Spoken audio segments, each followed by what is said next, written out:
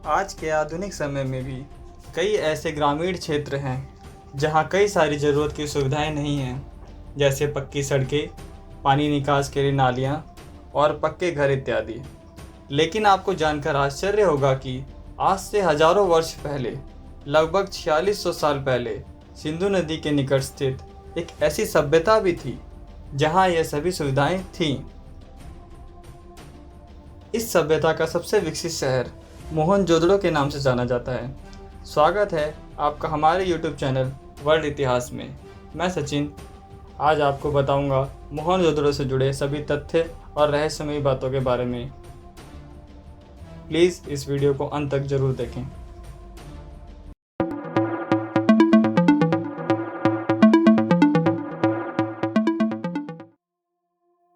माना जाता है कि मोहनजोदड़ो का इतिहास आज से 4600 साल पूर्व का है, जब इस सभ्यता का निर्माण हुआ।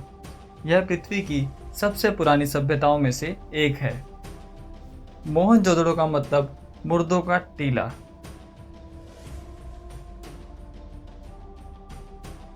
इतने साल पहले बने इस शहर को इतने सुव्यवस्थित ढंग से बनाया गया है कि जिसकी कल्पना भी हम नहीं कर सकते। पाकिस्तान के सिंध में स्थित इस शहर की खोज खुदाई के दौरान हुई। इस शहर की खुदाई के दौरान मिट्टी व धातु के बने बर्तन, मुद्राएं, मूर्तियां, बड़ी बड़ी इमारतें, सुंदर चित्रकारियां, तराशे गए पत्थर व ईंट इत्यादि मिले, जिससे यह पता चला कि यह एक सुव्यवस्थित शहर था।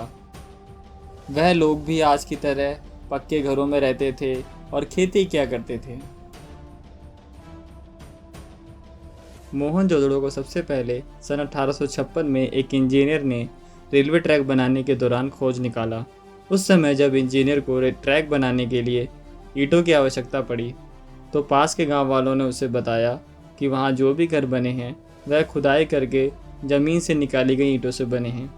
जिसके बाद इंजीनियर के मन में जिज्ञासा हुई और उसने उस जगह की खुदाई करवाई। इस तरह उसे वहां पर पूरा शहर ही ज़मीन के नीचे दबा मिला।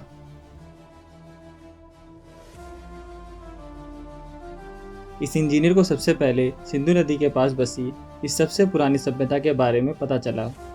सिंधु नदी के पास बसे होने के कारण इस सभ्यता को सिंधु नदी की सभ्यता कहा गया। मोहनजोदड़ो शहर इस सभ्यता का सबसे विकसित शहर था, जो तकरीबन 200 हेक्टेयर क्षेत्र में बसा हुआ है। अभी तक इसके सिर्फ 1/3 भाग की ही खुदाई हो पाई है। मोहनजोदड़ो का अर्थ है मुर्दों का टीला।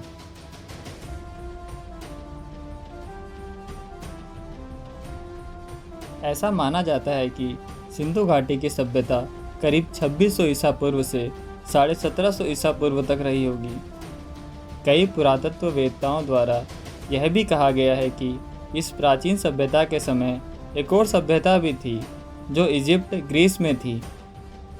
सिंधु घाटी की सभ्यता में कुछ शहरी क्षेत्र भी थे, जैसे मोहनजोदड़ो, हड़प्पा, लोथल, गालीबेगन, धोलावीरा। क्योंकि मोहनजोदड़ो इन सभी प्राचीन शहरों में से सबसे बड़ा, विकसित और सुव्यवस्थित शहर था, इसलिए पुरातत्ववेत्ताओं ने सबसे पहले इस शहर की खुदाई की और इसके बारे में ज़्यादा से ज़्यादा जानकारी इकट्ठी की। मोहनजोदड़ो के बाद हड़प्पा एक ऐसा शहर था जिसे सुव्यवस्थित ढंग से बनाया गया था। मोहनजोदड़ो को इतने सुव्यवस्थित ढंग से बनाया गया था कि मानो कि आज के आधुनिक समय के इंजीनियर ने इसे बनाया हो, लेकिन इसे ग्रामीण कारीगरों ने लगभग 4600 साल पहले बनाया था।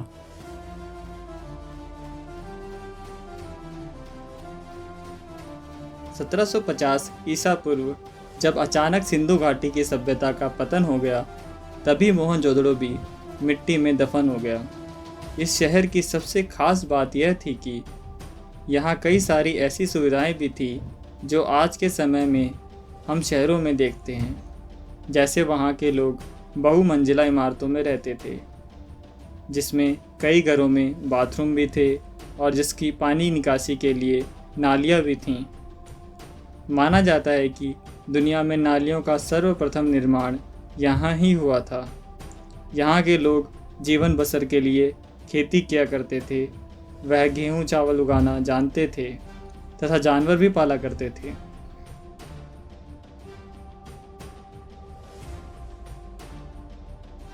राखलदास बनर्जी वह पहले भारतीय थे जिन्होंने मोहनजोदड़ो की खोज सन 1922 में की थी। पाकिस्तान की सिंधु नदी के पास बसे इस प्राचीन शहर की खुदाई के दौरान उन्हें बुद्ध का स्तूप सबसे पहले दिखाई दिया। इसके बाद ही आशंका जताई गई कि यहाँ जमीन के नीचे बहुत प्राचीन इतिहास दबा हुआ है। इस खोज को आगे बढ़ाते हुए सन 1924 में काशीनाथ नारायण व सन 1925 में जॉन मार्शल ने खुदाई का काम करवाया। सन 1965 तक खुदाई का काम अलग अलग लोगों द्वारा करवाया गया, लेकिन पर्यावरण के नुकसान को देखते हुए इसे रुकवा दिया गया।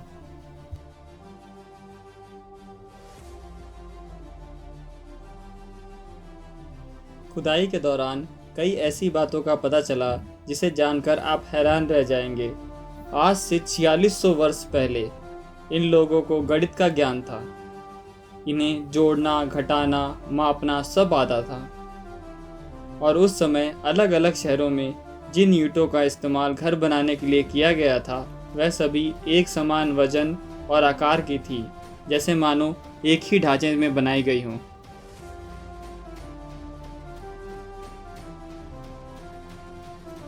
पुरातत्ववेत्ताओं ने खुदाई के दौरान मिले कंकालों का निरीक्षण किया तो पाया कि उन्हें नकली दांत भी लगाए गए थे, जिससे यह पता चलता है कि उस समय भी डॉक्टर हुआ करते थे और उन्हें चिकित्सा पद्धति का अच्छा ज्ञान था।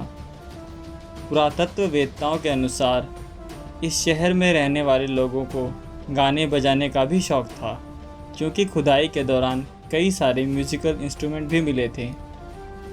साथ ही खिलौने भी मिले थे, जिससे यह पता चलता है कि उन्हें खेलने कूदने का भी शौक था।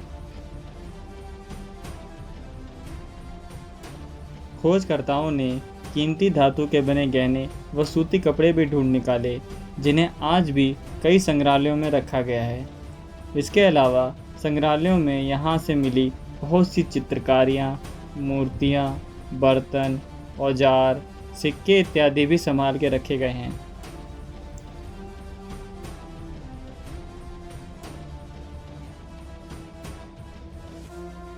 खोज के दौरान यह पाया गया कि यहाँ के लोग सोने व चांदी के आभूषण पहना करते थे। माना जाता है कि इस सभ्यता में लगभग 50 लाख लोग रहते थे, जो भूचाल आने की वजह से पूरे शहर समेत जमीन के नीचे दब गए। खोज के दौरान यह भी पता चला कि इन लोगों के भी दुश्मन हुआ करते थे, जिन्होंने उस शहर को तहस महस कर दिया था।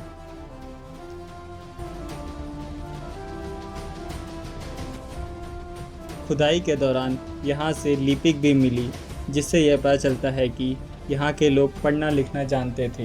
हालांकि इस लिपि को समझने में आज तक कोई भी सफल नहीं हो पाया है। आज भी पुरातत्व वाले यह जानने की कोशिश कर रहे हैं कि कैसे इस अग्रिम शहर का निर्माण हुआ होगा। इन सभी सवालों के उत्तर ढूंढने के लिए पुरातत्ववेत्ताओं की खोज जारी है।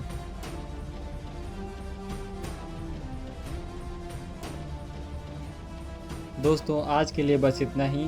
अगर आपको ये वीडियो अच्छा लगा हो और आप ऐसे ही और इंटरेस्टिंग वीडियोस इतिहास से जुड़े देखना चाहते हैं तो हमारे चैनल को सब्सक्राइब करें, और अगर यह वीडियो आपको पसंद आया हो तो लाइक करें और शेयर करें। तब तक के लिए जय हिंद।